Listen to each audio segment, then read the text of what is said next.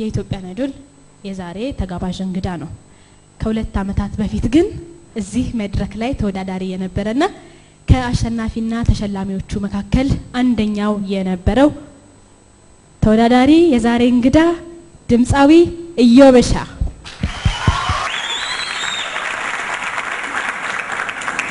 ተወዳዳሪነት ወደ እንግድነት መታል። ዛሬ እዚህ መድረክ ላይ ሆነ ተወዳዳሪዎቹን ስታይ ያንተን የውድድር ዘመን እንዴት ነው የምታስታውሰው?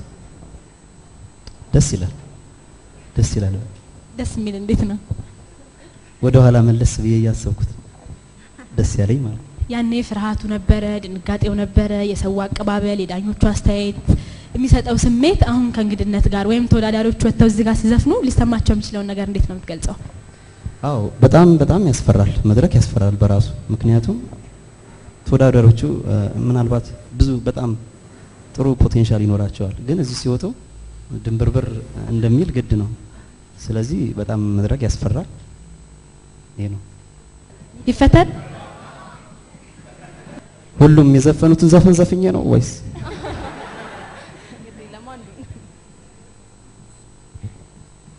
ገዳም የፍቅር ገዳም ልቤስ አንቺን አይከዳም ስሜቴ ፍቅር ይልሻል አንቺስ ምን አሰበሻል ገዳም ነሼ ገዳም ነሼ ገዳም።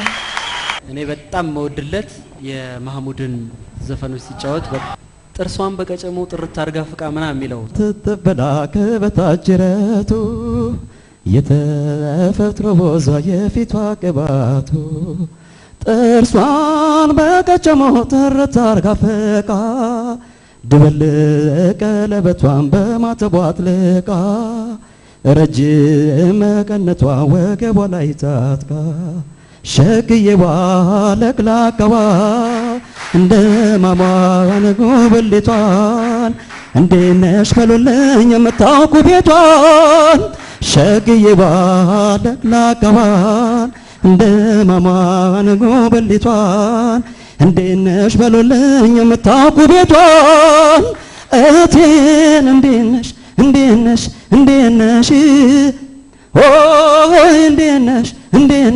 እንዴት ነሽ ይብቃኝ።